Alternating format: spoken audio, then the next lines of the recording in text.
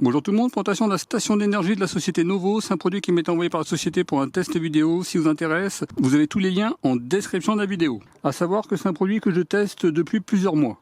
On y trouve la notice d'utilisation avec le français, la capacité 296 Wh, 80 000 mAh à 3,7 volts. En entrée, c'est du 18 volts 3 ampères. Ça acceptera les tensions de 11 volts jusqu'à 30 volts. La puissance de sortie, c'est 300 watts max, une onde sinusoïdale pure. La puissance totale, 450 watts. Il pèse 3,4 kg.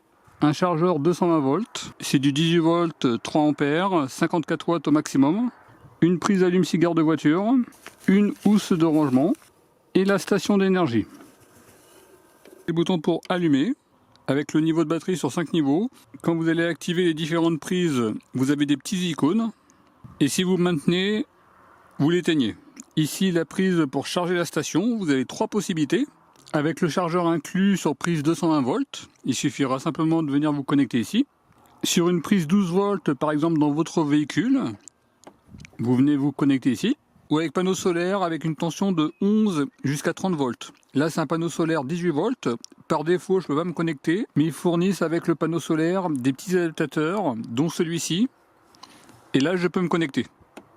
Une prise 220 volts, 300 watts maximum, avec un bouton pour activer et désactiver. Des prises 12 volts, une allume-cigare et 2 petites comme ça.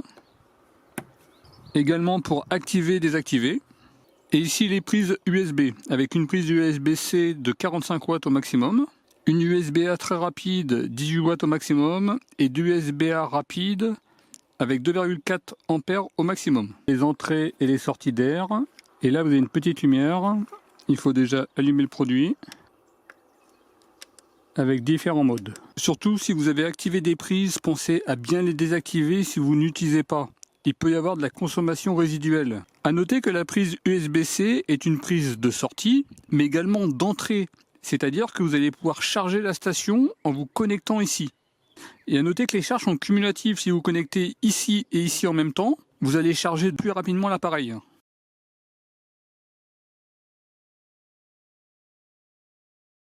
Sur la prise 220 volts, on peut connecter tous les appareils jusqu'à 300 watts au maximum. On allume, on active la prise.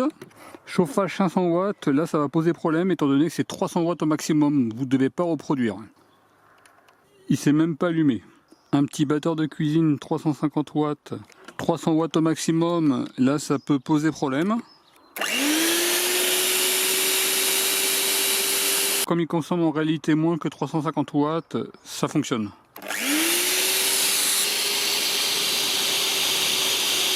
Un outil multifonction 310 watts.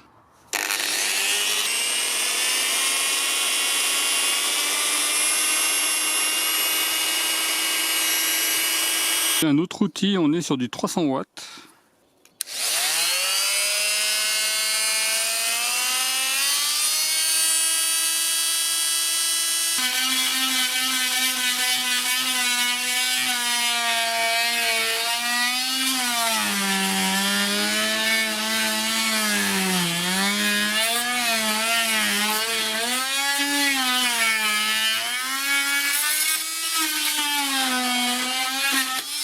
Vous pouvez vraiment connecter tous les appareils jusqu'à 300 watts au maximum. Vous avez besoin de charger des batteries ou un petit congélateur ou votre congélateur de maison en secours. Tout ça c'est possible. Vous voyez un peu moins de 50 watts, on entend le ventilateur.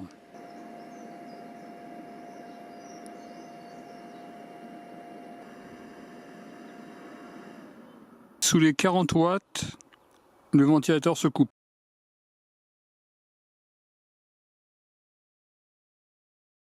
On va voir si un petit gonfleur ça passe avec. On allume, on active la prise. Donc là je me suis connecté sur un pneu de voiture, on va le passer à 3 bars. Là on est à 2 bars. C'est parti.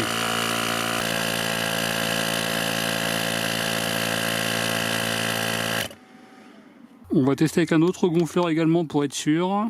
C'est parti.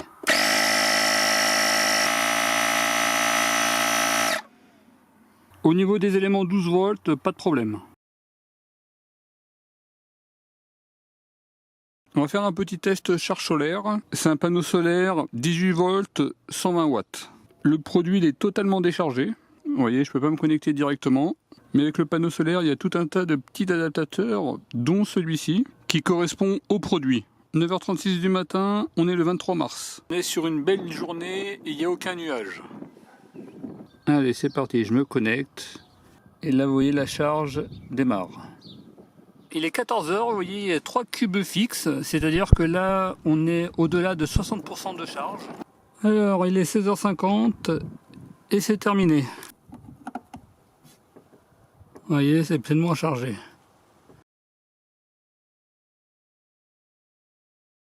Sur les prises USB, vous pouvez connecter tous vos appareils, téléphone portable, tablette, etc., etc. Par exemple, ce téléphone, il me dit charge rapide. Je ne sais pas si ça va se voir, mais là on est à 9 volts 2 ampères. Je connecte en plus une switch, c'est en train de charger. Et là, ça n'a pas impacté ma charge. Je suis toujours à 9 volts 2 ampères. J'ai rajouté un autre téléphone, ça charge. Et là, je suis toujours à 9 volts 2 ampères. On a une très bonne partie USB. Je vais connecter un chargeur très rapide. 275 watts. Et là, si vous voyez, on est toujours à 9 volts. Pas de problème. 270 watts. Et là, ça n'impacte pas la partie USB. Là, j'en demande peut-être un petit peu trop. Vous voyez, là, je reste bien à 270 watts.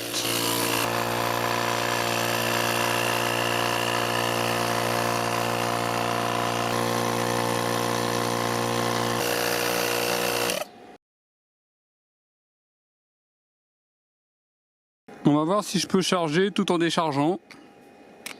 Là, vous voyez, on monte bien vers les 55 watts.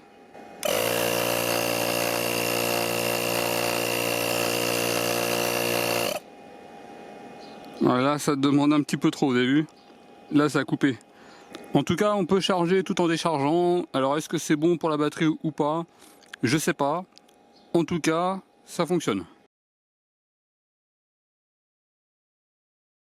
On va voir si en mettant un embout USB, on peut charger l'appareil sur la prise USB. Le problème, c'est qu'on va être sur du 18 volts. Vous voyez, ça ne charge pas. Il ne supporte pas dans cette condition.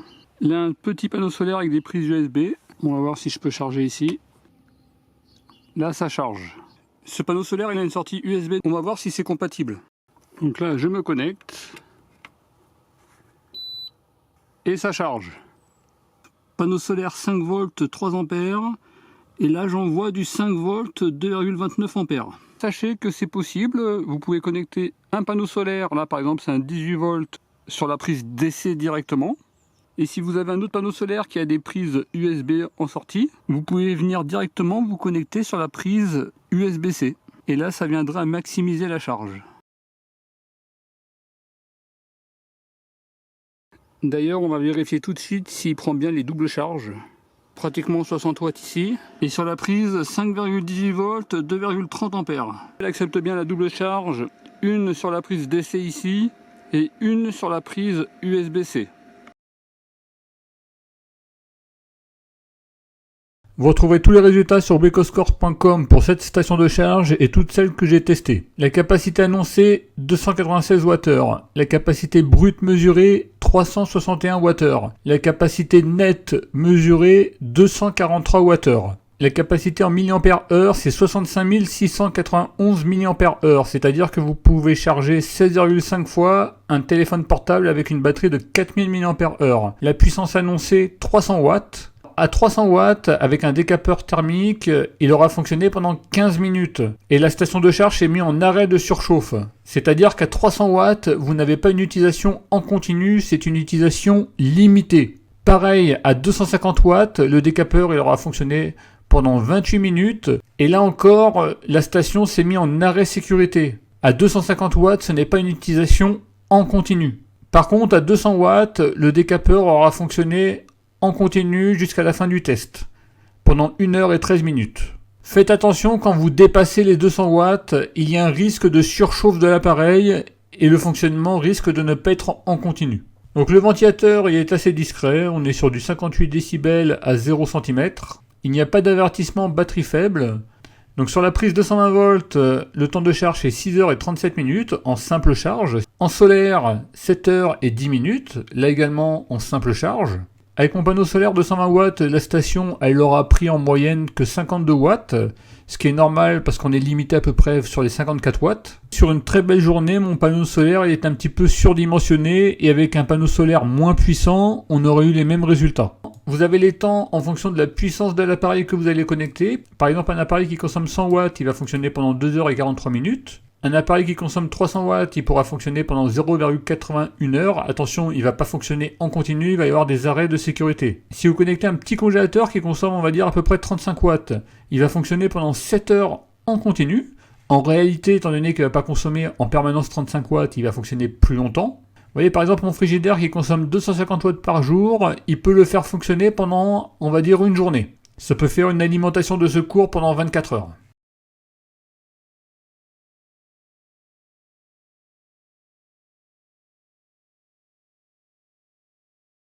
Voilà pour la petite présentation de la station d'alimentation de Novo. Pour la durée de vie de votre station, évitez les charges et les décharges complètes. Et si vous utilisez le même panneau solaire, l'embout le mieux c'est le G. C'est un peu mieux que celui que j'avais utilisé dans la vidéo.